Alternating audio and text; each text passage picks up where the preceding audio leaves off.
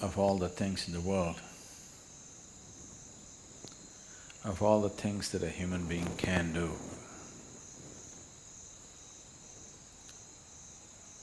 why yoga?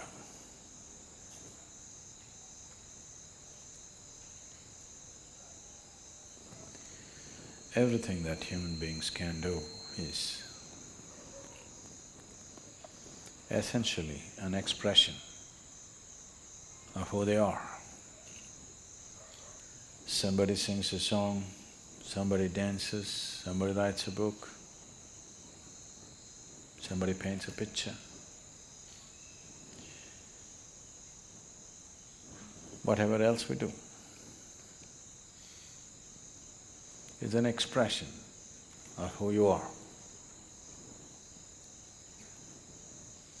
You may be conscious of it, you may be unconscious of it, but still everything that you say, everything that you do, everything that comes out of you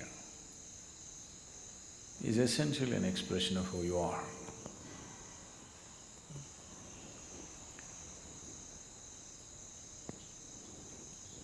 So yoga, in that way, is diametrically opposite to this, because it's not an expression of who you are. It's about determining as to who you are. It's about determining as to what you want to be.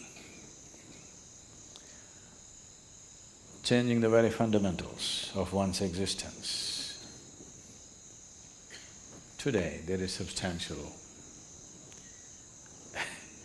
medical and scientific evidence to show that the very fundamentals of the activity of your brain, your chemistry, even your genetic content can be changed by practicing different systems of yoga.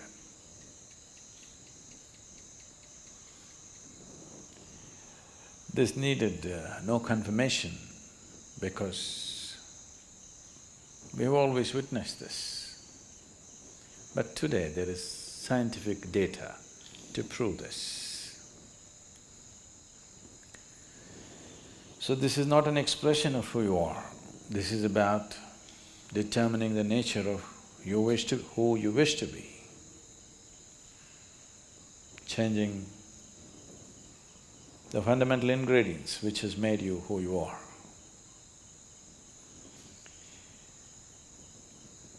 So yoga as a system needs much more involvement than any other things that any other forms of things that we do, which are merely an expression of who we are.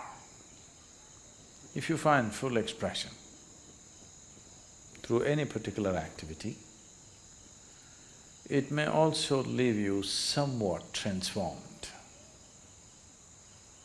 If you cook with all your heart, some transformation may happen. Yes? Taking care of a cow can change your life, you know. If you sing with all your heart, some transformation may happen. If you dance with all your heart, some transformation may happen. But that is only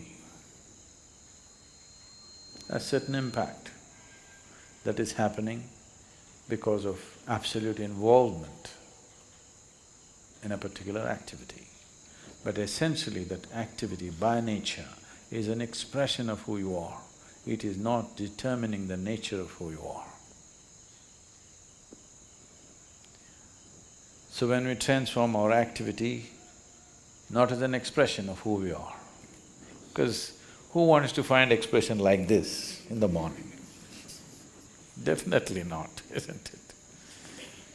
So, it is not an expression, it is a method, it is a means, it's a technology through which you can change the shape of who you are. Literally also, otherwise also. You can change the very shape of who you really are right now, that can be transformed. Because who you are right now as a person is a combination of things. genetic material, before that, the karmic substance that you carry. Because of that, you chose a certain womb, so the genetic material. And since the moment you were born, whatever kind of impressions that have gone into you in the form of variety of experiences, situations, thoughts, emotions, relationships, associations, whatever else you have imbibed, all these things make you a certain kind of person. When you say, I am a certain kind of person, what you're saying is, I have this kind of compulsions. When you say, I am this kind of person, what you're saying is, this is the kind of compulsions that I identify myself with, so I am this kind of a person. People, it's a very Western thing, but it's very much there in India today, because a lot of Indians are far more Western than West. If you go all the way west, you come back to India. So they are much more Western than Westerners are today. So people say, I'm a morning person, I'm an evening person. So what they mean is, morning, I cannot wake up in the morning. That means I'm an evening person. I can't stay awake in the evening, so I'm a morning person. Not only that, people… it's going far, some are BlackBerry people, some are Apple people. It's all world is getting divided in so many ways. They're not just instruments that you use and keep it down, you get identified with it. So there are chapati people, there are rice people, there are dosa people, there are idli people, all kinds. So,